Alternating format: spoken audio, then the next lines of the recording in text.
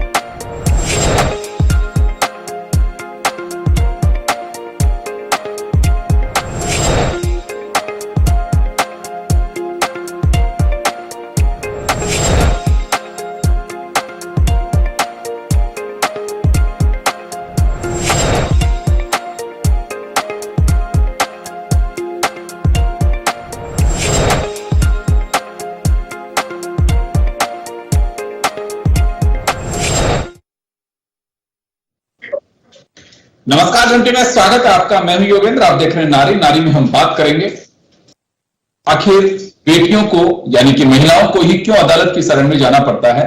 आधी आबादी की बात की जाती है, तमाम राजनीतिक दल अब अपनी हमदर्दी दिखाते हैं, महिलाओं के लिए कुछ भी करने की बात कहते हैं कि उनके लिए नियम आने चाहिए, सरल होने चाहिए। हम बात कर रहे हैं, कई राज्यों के इस तरह के मामले आते हैं कि घर में अगर किसी भी परिजन की अगर डेथ होती है, गवर्नमेंट एम्प्लॉय होते हैं और अनुकंपा नियुक्ति की बात आती है तो बेटियों को अदालत की शरण जाना पड़ता है। निश्चित रूप से पक्ष में उन्हीं के आना है फैसला, लेकिन सरकारें नियम नहीं बनाती हैं। नवंबर 2021 में यानी कि हाल ही 3 महीने पहले उत्तर प्रदेश सरकार ने जरूर अभी नियम बनाया कि अनुकंपा नियुक्तियों में बेटियों को भी बराबरी का हक होगा। तो चलिए हम चर्चा शुरू करेंगे। चाहे बोर्ड के सर्टिफिकेट के लिए आपको प्रमाण पत्र की आवश्यकता हो, आपका पासपोर्ट वीजा बनवाना है, तो समस्या होती है कि उस राज्य से हैं, इस राज्य में आपका वो सर्टिफिकेट बनवाने के लिए फिर कहीं चक्कर लगाते रहो। तो नियम है, कायदे बने हुए हैं, उस पर सरल क्यों नहीं किए जाते हैं, हर्डल्स हैं, वो कब दूर होंगी? तो चलिए इसी को लेकर हम चर्चा शुरू करेंगे। और हमारे साथ वरिष्ठ पत्रकार अर्चना शर्मा जी हैं, पूर्व मंत्री और भाजपा से विधायक अनिता बघेल जी हमारे साथ हैं, प्रतिष्ठा यादव जी कांग्रेस हमारे साथ हैं, और वरिष्ठ राजस्थान हाईकोर्ट डॉक्टर सारिका चौधरी जी हमारे साथ हैं। सभी का स्वागत है। अर्चना जी, आपके पास आना चाहूंगा मैं। विधानसभा में कई बार इस बात को लेकर के बहस भी सुना, अनिता जी भी इस बात की प्रत्यक्षदर्शी भी हैं। अनुकंपा नियुक्ति की तो बात है ही, उसके अलावा बहुत सारी बार हम देखते हैं कि आपको ये नाम ऐड कराना है या सर्टिफिकेट बनवाना है, तो अगर बेटी अपने पेरेंटल हाउस को छोड़ के ससुराल चली जाती है, अभी तो हमारे वही रूल्स में कई बार ऐसी उलझने होती हैं कि धक्के खाने पड़ते हैं। क्या नजरअंदाजी है, या फिर वोट लेने के बाद में राजनीतिक दल भी भूल जाते हैं कि हाँ इनका कोई हक भी है? दोनों ही चीजें हैं सर।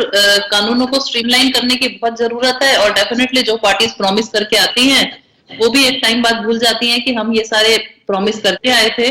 तो ये इसीलिए कोई कभी ना कभी ऐसे केसेस सामने आते रहते हैं जिसमें सामने दिखता है कि किस तरह से एक सामान्य परिवार की लड़की को भी कितना लड़ना पड़ता है, जो कि उसका हक है, जो उसके लिए चीजें बनी हुई है, उसके लिए भी उसको बहुत स्ट्रगल करना पड़ता है। अभी शायद परसों का केस था, चित्तौड़ की एक महिला, उसको अपने घर का जो एक रेसिडेंस डोमिसाइल सर्टिफिकेट लेने के लिए उसको मना कर दिया गया। तहसीलदार ने ये कह दिया कि अब आपकी शादी हो चुकी है तो आपको यहाँ का डोमिसाइल नहीं मिल सकता।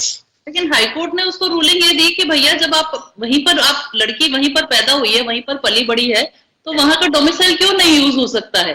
फिर ये अनुकंपा नियुक्ति का जोधपुर का एक और किस्सा है। तो ये छोटी छोटी चीजें हैं, ये आए दिन इस तरह के प्रकरण सामने आते हैं। पासपोर्ट है कि हर लड़की क्योंकि पासपोर्ट लॉन्ग टर्म बनता है, पासपोर्ट हो गए, ड्राइविंग लाइसेंस हो गए, जहां पे डेफिनेटली उनके पेरेंटल घर का ही एड्रेस रहता है, और वो एड्रेस बाद में अगर चेंज कराना हो तो उसके लिए भी बहुत सारे, यानी स्ट्रीमलाइन नहीं है प्रोसेस अगर हम बोले तो।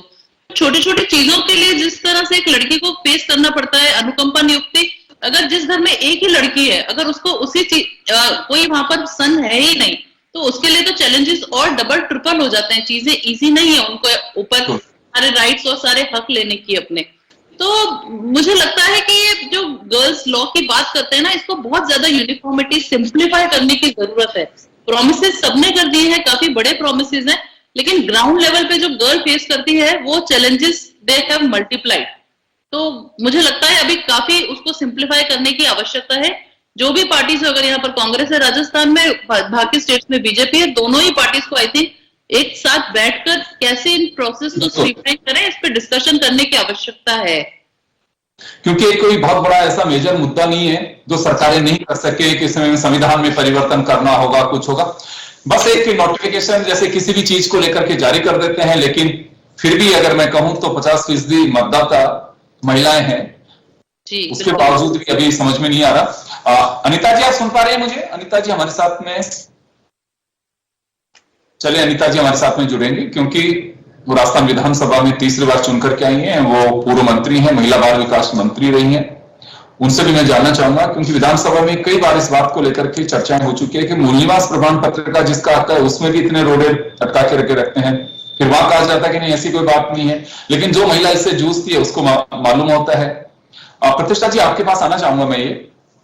ये कोई ऐसा बहुत भारी भरकम काम नहीं है कि सरकारें नहीं कर सके। प्रतिष्ठा जी आऊंगा आपके पास में, लेकिन अनिता जी आ गई। अनिता जी को मैं पहले इस वजह से लेना चाहता हूं क्योंकि हाउस के मेंबर हैं ये, और इनके सामने कई बार इस बात को लेकर के चर्चा भी रही है। अनिता जी, कई बार इस बात को लेकर के चर्चा रही है। अभी तो अनुकंपा नियुक्ति का एक मामला चल ही रहा है। बच्चियों को अपने पेरेंटल संपत्ति में से आधे का हक है, यानी कि जितने बहन भाई हैं सबको बराबरी का हक है। तो अनुकंपा नियुक्ति में क्यों नहीं? ये सरकारें इसे सरल नहीं कर सकती? देखिए योगेंद्र जी, आपने सही कहा, और प्रतिष्ठा जी भी बताएंगी, अर्चना जी ने अपने कुछ उदाहरण बताए हैं। सारिका जी भी अपनी बात कहेंगी, पर मैं आपको बताना चाहती हूँ कि जो सामाजिक धारणाएं अभी तक बनी आई है ना, उसमें महिलाएं अपने अधिकारों के प्रति इतनी जागरूक नहीं रही हैं। और जब जागरूकता नहीं रहती है तो उनको लगता है कि वो उनका अधिकार नहीं है। लेकिन अब जैसे धीरे धीरे वो जागरूक होने लगी हैं महिलाएं, आपको मैं एक सामाजिक धारणा से रूबरू कराना चाहूंगी। यदि कोई बेटी है, कोई महिला है, वो अपने पैतृक संपत्ति में हक मांगती है, तो सामाजिक रूप से उसको अभी भी नकारात्मक दृष्टि से ही देखा जा रहा है ना। एक आम परिवारों में, एक सामान्य परिवारों में, अरे इसने तो अपनी भाई की प्रॉपर्टी में से हक मांग लिया। यानी कि हक मांगना भी अभी सामाजिक दृष्टि से स्थापित नहीं हुआ है। और ऐसे में इस पीढ़ी की जो महिलाएं वो बहुत संघर्ष कर रही है ना, अपनी आवाज को बुलंद कर रही है।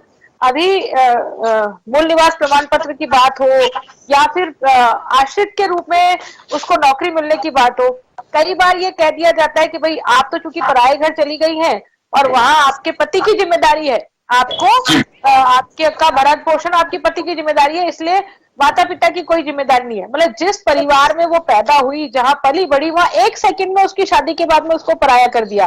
और समाज की भी ऐसी सोच है। प्रशासन में भी, चूंकि समाज के ही लोग प्रशासन में हैं, जो तहसीलदार है या एसडीएम है या आरएएस ऑफिसर है, वो भी समाज से ही तो आ रहा है ना। तो जो सामाजिक धारणा है वो भी उसके मन मस्तिष्क में पूरी तरह से बैठी हुई है कि कानूनन उसको अधिकार है, कानून का अधिकार उसको लेना चाहिए। ऐसी सामाजिक अवेयरनेस जब तक नहीं आएगी, मुझे लगता है कि अभी भी इसमें वक्त लगने वाला है।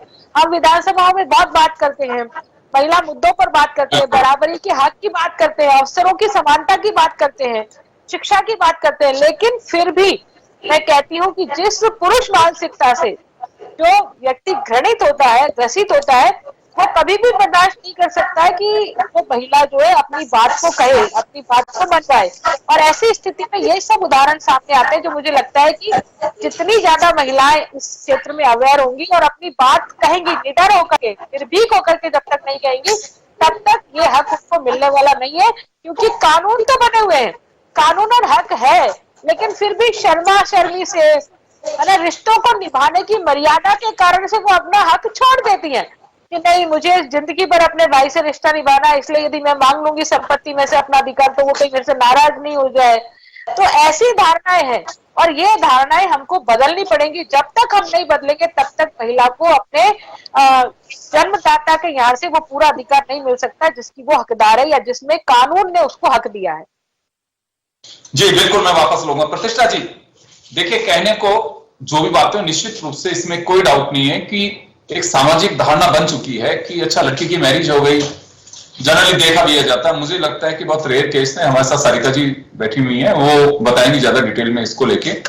लेकिन एक हमारी एक ऐसी धारणा बन चुकी है कि अच्छा, जिस लड़की की मैरिज हो गई, स्वेच्छा है, बहुत सारे परिवारों में लगता है कि कई पेरेंट्स ऐसे हैं कि नहीं, बेटे को जितना है उसी के लिए भी मुझे आगे के भरण पोषण के लिए, ठीक है ससुराल में है वो, लेकिन मुझे उसी तरह से उसकी व्यवस्था करनी है कि उसे रोजगार के लिए या संपत्ति में जो मैं उसके लिए बेहतर कर सकता हूं। मैक्सिमम पेरेंट्स कोशिश भी करते हैं ये सब, लेकिन धारणा के साथ साथ सरकारों को अनुकंपा नियुक्ति, चलिए ये तो एक अलग मामला है कि चित्तौड़गढ़ में उनके बेटी आश्रित है और बेटी को ही उन्होंने ये कह करके टरकाते रहे कि नहीं साहब, बेटा होता तो दे देते, बेटी को कैसे मिल सकता है, जबकि लॉजिक जायज नहीं था।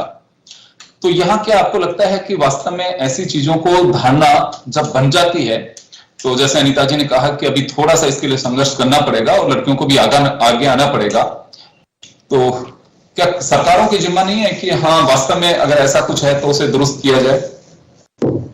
जी योगेंद्र जी, मैं आप की बात से पूरी तरह सहमत हूँ। अर्चना जी, मेरा ये सवाल प्रतिष्ठा जी से मैं आपके पास लौटूंगा। मैं जी जी जी हाँ बिल्कुल, सरकारों को भी आगे बढ़कर महिलाओं की इस जो समस्या है इसको समाधान करना चाहिए। पर जैसा कि अनीता जी ने कहा, उनकी बात से मैं इस मामले में पूर्ण रूप से सहमत हूँ कि हमें एक सामाजिक अवेयरनेस की जरूरत है। कानून हमें हमारा अधिकार तो दिला देता है, लेकिन उस अधिकार के साथ साथ हम कहीं ना कहीं हम अपने परिवार से दूर चले जाते हैं। अगर कोई भी बेटी अगर राइट लेती है अपना, अगर बेटा है और उस वक्त बेटी अगर राइट लेती है, तो रेयर ऑफ रेयरेस्ट केसेस जैसे आपको मिलेंगे इस समाज के अंदर, उसके बाद उसका उसके भाइयों से एक रिलेशन बना रहे, मोस्टली ये मानिए कि अगर उसने ये कहा कि मेरा हक है, तो हक है कहते ही बहुत सारी समस्याएं खड़ी हो जाती है इस समाज में। जो पेरेंट्स, अगर कुछ पेरेंट्स मान लो देना भी चाहें तो उनको उनके सामने बहुत सारी समस्याएं आ जाती है, क्योंकि इसके पीछे एक रीजन ये भी है कि अगर बेटी राइट ले रही है तो उसको उसी लेवल पर जाकर पेरेंट्स की केयर भी करनी चाहिए, जैसा कि बेटे का दायित्व विशेष तौर पर माना जाता है। ये रीजन है, क्योंकि सबसे मेन देखो उस प्रधान की मानसिकता हमारे समाज की गहरी कर चुकी है कि इसको कहीं पर इनकार नहीं किया जा सकता। बिल्कुल निश्चित रूप से कानून अधिकार दे देता है, उसके बावजूद भी क्योंकि जो प्रशासन में जो लोग बैठे हैं, शासन में जो लोग बैठे, वो भी इन्हीं धारणाओं से एक तरह से प्रेरित है कि भाई महिला है, उसको मतलब कहने को बराबरी का हक है, लेकिन हकीकत में कहीं बराबरी का हक नजर नहीं आता। अकॉर्डिंग टू राजस्थान सरकार इस विषय पर विचार कर रही है। आज अपना टॉपिक था वो अनुकंपा नियुक्ति का था, तो राजस्थान सरकार के अंदर भी चल रहा है और मुझे ऐसा पूरा उम्मीद है कि शायद जल्दी इस दिशा में कुछ अच्छा अपने को सुनने को मिले। और दूसरा आपने भी छेड़ा कि पंचायत प्रतिष्ठा जी, मूल निवास प्रमाण पत्र के लिए भी अगर लड़कियों को भटकना पड़े कि मूल निवास प्रमाण पत्र जैसे की जगह के लिए कि ठीक है, बॉर्डर में बहुत दिक्कतें आ रही हैं, खासकर चूरू, झुंझुनू। यहाँ मैं आए दिन अनिता जी के सामने विधानसभा में हर सत्र में बात आती है कि साहब उनके साथ में मूल निवास प्रमाण पत्र की दिक्कत आ रही है।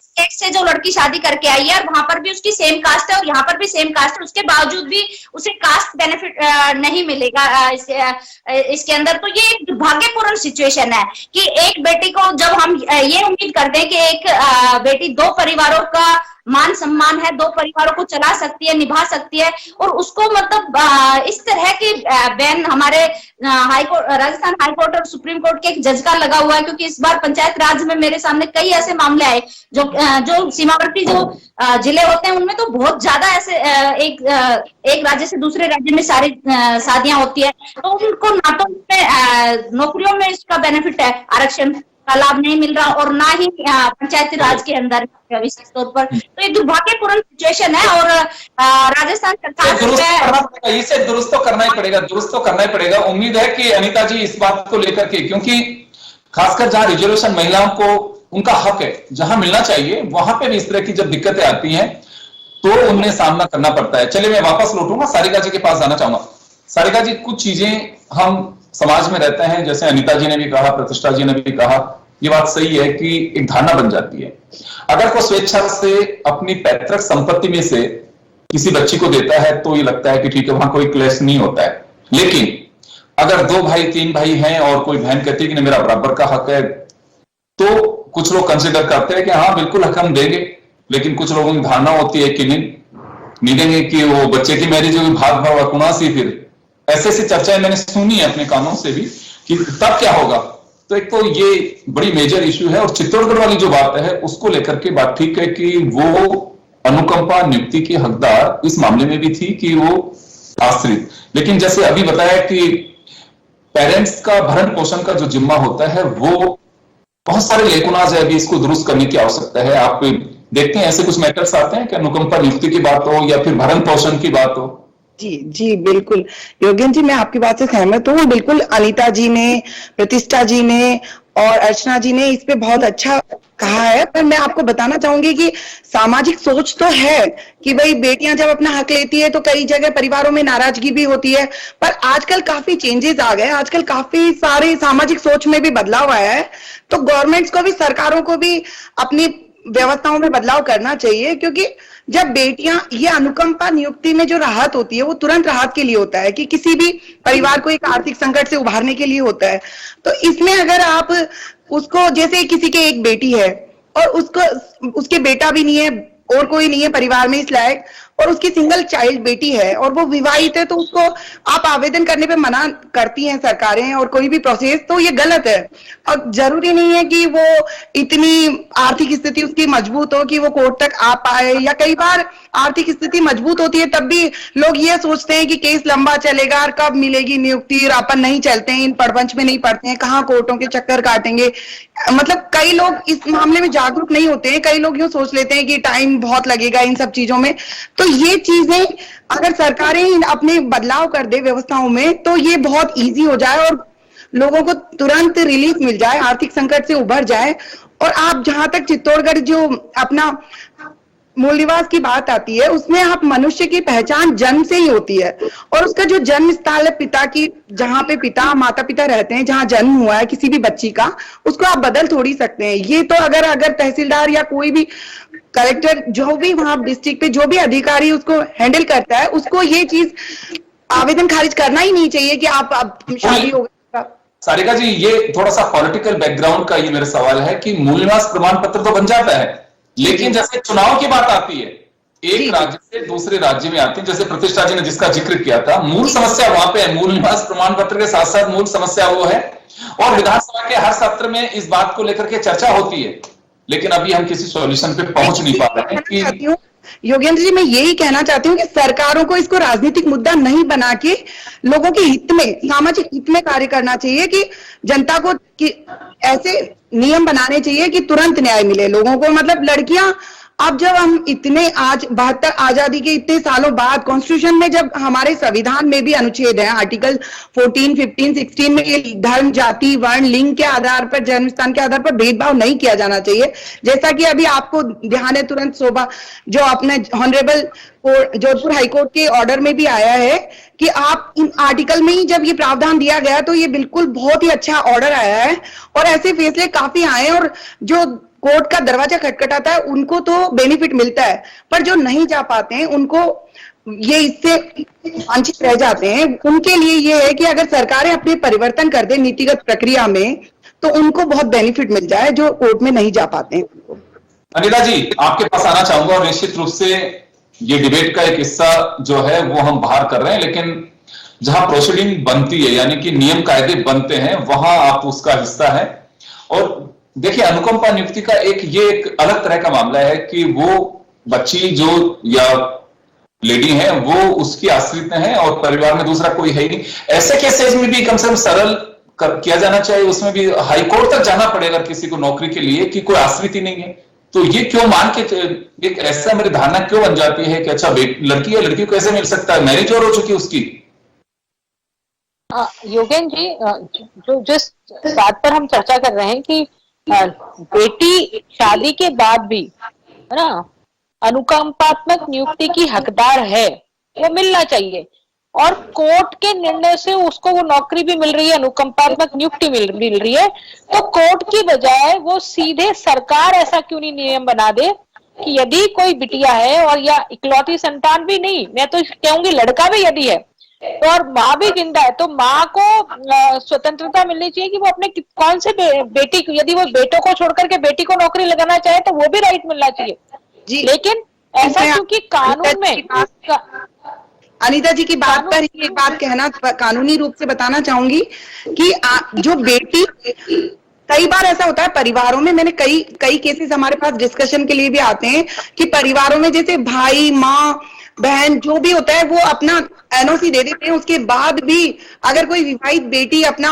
आवेदन देती है तो उसको खारिज कर दिया जाता है, जबकि जब उनको किसी को ऑब्जेक्शन नहीं है तो सरकार को देने में कहाँ हर्ज है। तो बिल्कुल उनको ये बात मैं यही बात कह रही थी सारिका जी कि यदि एनओसी दे दे, मतलब दोनों बेटे एनओसी दे देते हैं, माँ एनओसी दे देती है कि मेरी बेटी को लगाओ, तो भी सरकार मतलब उसको रिजेक्ट कर देती है। तो ऐसी स्थिति में यह कानून बनना चाहिए विधानसभाओं में। पैतृक संपत्ति को जो बेचने का एक नियम है वो भी यही है कि अगर बहनें भी हैं तो जब तक वो सिग्नेचर नहीं करेंगे कि हाँ ये बेच सकते हो, एनओसी देते हैं कि हमारा भाई है ये बेच सकते हैं, उनके सिग्नेचर होते हैं, बाकायदा रजिस्ट्री जब होती है, सारिका जी जानती हैं इसको, और प्रतिष्ठा जी भी लॉयर हैं वो भी जानती हैं, हम सभी इन चीजों को देखते हैं। तो ऐसा जैसे भी ये चर्चा है कि अगर भाई भी कह देते हैं कि नहीं ठीक है हम लोग संपन्न हैं, बहन को आवश्यकता है, इसको नौकरी दे दी जाए, तो अनिता जी कुछ वास्तव में ऐसी चीजें हो जानी चाहिए। बिल्कुल हो जानी चाहिए, अभी वक्त की मांग है कि ये होना ही चाहिए। और सभी, मैं तो ये कहूंगी एक विधानसभा नहीं, पूरे हिंदुस्तान भर की विधानसभाओं में ये होना चाहिए, जहां जहां राज्य सरकारों के क्षेत्राधिकार हैं, क्योंकि राज्य की नौकरियों में तो राज्य सरकारों के क्षेत्राधिकार है। मैं तो कहूंगी कि केंद्र में भी, केंद्र की नौकरियों में भी इस प्रकार का प्रोविजन होना चाहिए। तभी लगेगा कि एक ये जो समानता की बात हम बार बार करते हैं ना कि महिलाओं को पुरुषों के समान अधिकार मिलना चाहिए, तो इन सब चीजों से जब प्रैक्टिकली सब परिवारों में ये सब चीजें होंगी तो धीरे धीरे एहसास होने लगेगा कि हाँ, ये बेटी भी हमारे परिवार की ही है, ये जो शादी होके गई है वो इसमें दखल रखती है ना, उसके मायके में उसकी जिस पिता ने उसको जन्म दिया वहां वो दखल रखती है, तभी जाकर के ये चीजें जो है धीरे धीरे स्ट्रीमलाइन हो पाएंगी, मुझे ऐसा लगता है। बिल्कुल। प्रतिष्ठा जी, आपके पास आऊंगा, समय थोड़ा कम है, लेकिन आपसे और अर्चना जी से मुझे बात करनी है। ये बात ये निकल करके आ रही है कि एटलीस्ट एनओसी का कल्चर तो हमें शुरू करना ही चाहिए गवर्नमेंट्स को, कि अगर एनओसी मिलती है या फिर बाप के बाद में मां है, अगर मां की इच्छा है कि, क्योंकि बड़ी स्थितियां अलग होती हैं कई परिवारों में कि वो बेटी के साथ ही रहना चाहती हैं, तो जो उनका भरण पोषण कर सके, क्या वास्तव में उनको जोर देना चाहिए कि हाँ बिल्कुल उन्हीं के दीजिए पिताजी की नौकरी? बिल्कुल बिल्कुल, आप सही कह रहे हैं एकदम से कि अगर और लेकिन एक्चुअली क्या ये संबंधित जो डिपार्टमेंट होता है जहां पर अप्लाई करते हैं तो वहां पर ही मोस्टली इसका डिसीजन होता है, लेकिन सरकारों अगर नियम बनेगा तो उसके बाद में तुमको करना ही होगा, बाध्यता होगी। और गवर्नमेंट एम्प्लॉय तो माँ भी हो सकती है, बाप भी हो सकता है, उसकी आश्रित तो पिता की नहीं माँ की भी आश्रित हो सकती है। नियुक्ति मिले, अगर माँ लिख के दे देती है कि भाई ये बच्चा मेरी देखभाल करता है, मेरी सेवा करेगा, तो उसको नियुक्ति बिल्कुल मिलनी चाहिए, उसमें कोई किंतु परंतु नहीं। लेकिन वीरेंद्र जी, आपने एक बात सारिका जी से कही थी, मैं उस वक्त भी बोलना चाह रही थी लेकिन बीच में नहीं बोली। आपने कहा कि बहुत सारे भाई ऐसे सोचते हैं कि हम बहन को हक दे रहे हैं, कि देने जैसी बात जब तक दिमाग से नहीं निकलेगी, दे क्या रहे हैं, उसका राइट है, तब तक समाज में ये बात नहीं आएगी कि भाई दे क्या रहे हो आप, उसका भी तो हक है। जब तक ये सोच हमारी समानता नहीं आएगी ना, तब तक ये देना और लेने वाले में तो घोल रहेगा। मतलब ये एक ऐसा विषय है कि इसको फिर वो एक ये भार रहेगा कि हमने दे दिया। क्यों सामाजिक सिस्टम है कि बेटी अपनी इच्छा से त्याग कर देती है, बाकी उसका हक तो है ही है, नहीं इसमें सारिका जी एक बात और भी है कि जैसे मान लो ये दोनों तरफ से ही होना हो तब बैलेंस बनता है। जैसे मान लो मैं मेरे पेरेंट्स से ले आऊं, लेकिन मेरी हाल ही में अपना जो एक सुप्रीम कोर्ट का जो जजमेंट, हाँ, तो हमें सामाजिक सोच को ही बदलने की जरूरत है कि नहीं, ये जो हमारी बहन है ये बिल्कुल इसका पूरा राइट है और ये इसकी मर्जी है, जैसे ये अपना राइट लेके जाए, यहाँ रखें, जैसे भी वो यूज करे। जब तक हम हमारी सोच में इस तरह की ब्रॉडनेस नहीं आएगी ना, तब तक कानूनों से कुछ ज्यादा भला नहीं होता। लेकिन कानून बनने से इतना होता है कि वही बात है, देखिए कानून बने हुए हैं, बताती हूँ कानून है कि अभी हाल ही में कानून बने हुए हैं। प्रतिष्ठा जी, सारिका जी, कानून बने हुए हैं। अभी भी अगर डिसीजन हुआ चित्तौड़गढ़ वाले मामले में, कानून के दायरे में ही हुआ है, कानून के तहत ही हुआ है, क्योंकि आर्ग्यूज जो होते हैं वो लॉजिकली होते हैं, कानून के तहत ही होते हैं। मैं अर्चना जी के पास में जाना चाहूंगा। अर्चना जी, कई विषय को लेकर के हम चर्चा कर चुके हैं, क्योंकि एक दूसरे से वो कहीं ना कहीं लिंक्ड है। चुनाव नहीं लड़ने दिया जाता है या नौकरी मिलती है तो उसमें कहीं दिक्कत आती है, अनुकंपा पर नियुक्ति की बात है। एक बात जरूर निकल करके आ रही है, स्वेच्छा में भी है ये। अगर एनओसी दी जाती है, जैसे कोई संपत्ति, पैतृक संपत्ति को बेचते हैं भाई, अगर बहन भी है तो उसके सिग्नेचर होने तो होते हैं कि हाँ, जब तक रजिस्ट्री हो नहीं सकती उसमें, तो क्या वास्तव में एक ये तो कम से कम सरकारों की ओर से नियम नहीं बनाए, फिलहाल गजट नोटिफिकेशन तो जारी करें। अगर एनओसी किसी को दी जाती है तो उसको तो नौकरी दें, उसमें क्यों उलझने हो? अनम्यूट करिए अर्चना जी, म्यूट है आपके यहाँ से, म्यूट किया हुआ है। अर्चना जी म्यूट है। जी हाँ, sorry. So the thing is, अभी जो हमने सुना जैसे कि दोनों, आई एम सॉरी, यानी कोई ऑब्जेक्शन न ले, लेकिन बीजेपी कांग्रेस दोनों का जो अभी सामने आया कि लोगों में अवेयरनेस नहीं है। मेरा ये कहना है कि अवेयरनेस है, इसीलिए तो वो कोर्ट तक जा रहे हैं। यानी अगर हम समाज का 15% भी हिस्सा मांगे, अगर हम माने, तो उनके अंदर अवेयरनेस है, उनको काफी आगे तक जाना पड़ रहा है छोटी छोटी चीजों के लिए। तो एक तो ये कि हम लोग ये बोले कि हमको अवेयरनेस है ना, फीमेल्स आर अवेयर, लेकिन जो रूल मेकर जो बना रहे हैं कानून, मुझे लगता है उनको अभी तक ये नहीं पता है कि कितने चैलेंजेस जो एक अकेली महिला है उसके लिए हाईकोर्ट तक जंग लड़ना, और मध्यम वर्गीय या एक निम्न वर्गीय परिवार की है तो उसके लिए वो बहुत डिफिकल्ट जर्नी है। हम लोग ये नहीं कह सकते हैं अभी कि समाज में अवेयरनेस नहीं है। उनको अपने राइट्स के लिए तो अवेयरनेस है, लेकिन हो सकता है उनके पास में इतना पैसा नहीं हो कि वो एक वकील भी हायर करें और आगे तक जाए। तो समाज में जो नीचे तक की जो मानसिकता है ना, यानी पेपर हर कोई पढ़ रहा है, टीवी न्यूज सब देख रहा है, लेकिन ये है कि वो आगे आने की हिम्मत नहीं कर पाते हैं कहीं ना कहीं चैलेंजेस के कारण। तो डेफिनेटली यहाँ पर अगर सिंपल कोई गजट नोटिफिकेशन से सिंप्लीफाई करके अगर सामने इशू कर दिया जाए, तो मुझे लगता है कि कुछ महिलाएं हैं जो वाकई काफी स्ट्रगल कर रही है, उनको एक बहुत बड़ा हेल्पिंग हैंड मिल जाएगा। तो रूल्स में जो मैंने पहले भी बोला, मैं अभी भी बोल रही हूँ, बहुत जरूरत है रूल्स को और सिंप्लीफाई इजी करने की। बिल्कुल, एटलीस्ट ये तो किया ही जाना चाहिए कि अगर एनओसी जारी कर दी जाती है परिवार की ओर से कि हाँ बिल्कुल हम लोगों को कोई दिक्कत नहीं, बेटे हैं, क्योंकि कई जगह पे ये भी एक बनी हुई है कि 18 साल तक की बच्ची या बच्चा जो पिता पे आश्रित रहती है उसको उसके भरण पोषण का जिम्मा होता है, तो भरण पोषण के साथ ही अनुकंपा नियुक्ति भी होती है, क्योंकि नौकरी आदमी इसी वजह से करता है कि अपना जीवन यापन कर सके, अपनी जिम्मेदारियों का निर्वहन कर सके, वो उसी का हिस्सा होता है।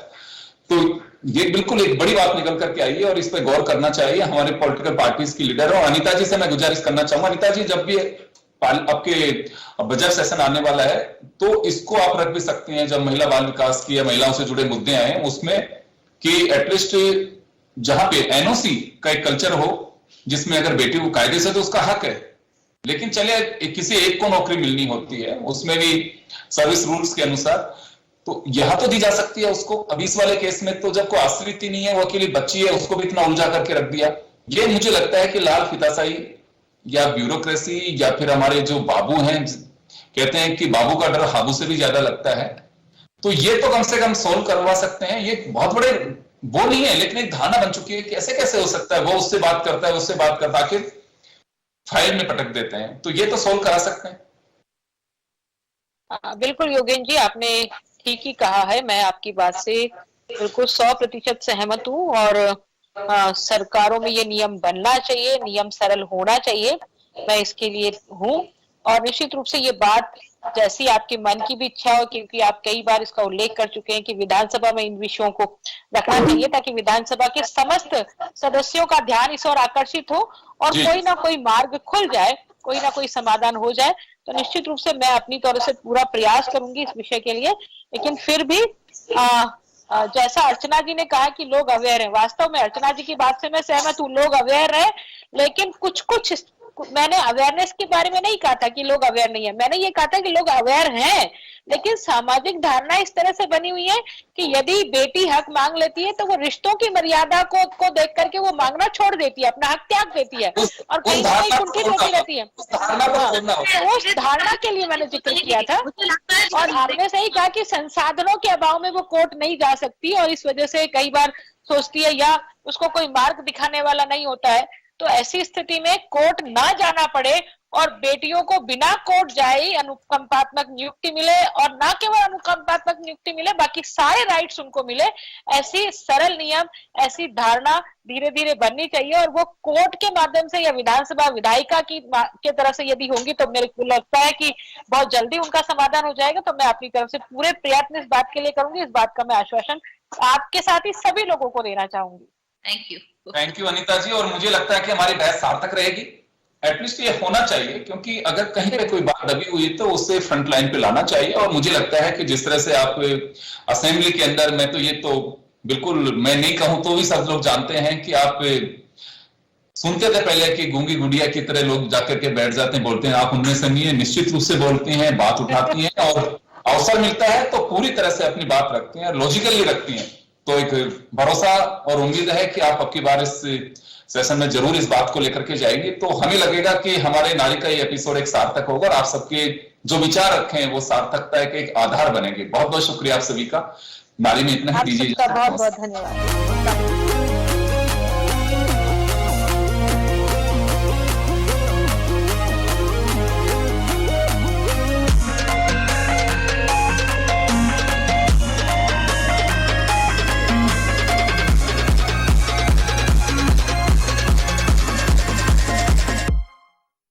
जन टीवी की लेटेस्ट अपडेट पाने के लिए हमारे चैनल को जरूर सब्सक्राइब करें और नोटिफिकेशन पाने के लिए बेल आइकॉन दबाएं।